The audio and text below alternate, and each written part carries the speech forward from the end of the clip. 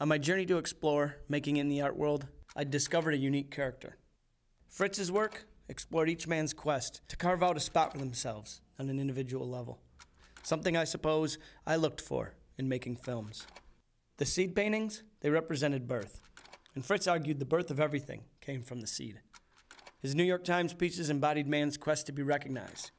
But, like the very printing press he was emulating, the beauty was less in the individual piece and more in repeating the job over and over, year after year, with minor tweaks. In a way, like humanity. As our friendship grew, I also explored the modern-day art world machine. You know, there's no real formula for how you make it. It just has a lot to do with luck. It is incredibly competitive because there's just a limited number of exhibition opportunities, grant opportunities. Everyone's applying for the same things. People are trying to get into shows, they're trying to sell their work, and there's just not that many slots. In some cases, it's the artist's network and who they have access to that just kind of can open doors that just aren't accessible to an artist that has some talent, some product. The art market is much like other cultural industries. It's based on a star system, and there's really not that big of a difference in talent, for example.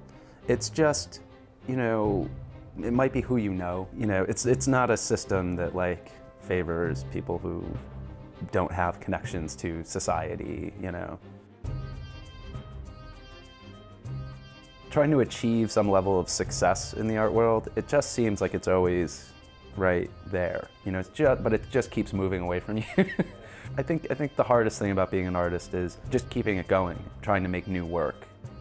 I'd like to make it clear that most artists, even if you think they're famous, are still probably struggling. They're maybe teaching full-time, they might have a second job. I mean, for very few artists, they actually don't have to work. Maybe there's 100, 150 artists in New York who can just live off their work that you know of.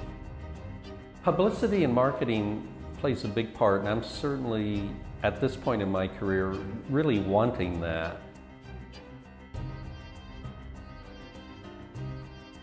I always call it, you need the big machine behind you.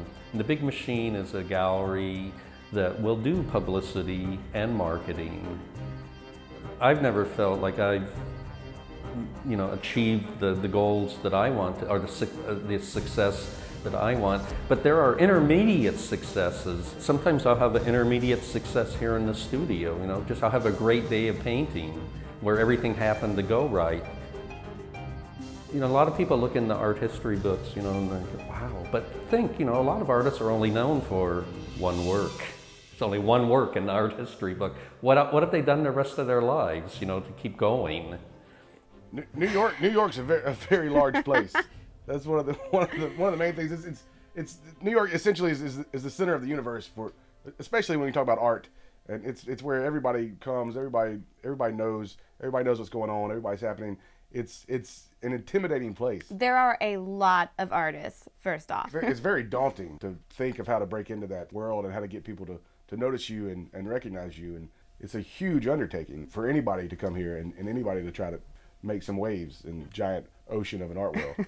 Because every gallerist we have spoken to has been like, you know what, we show people that we know. They don't just randomly look through some different slides and be like, oh, I want to show them. They want to, as it is with anybody, you want to get to know that person. We're on a career path that's not smart. No. It's not a.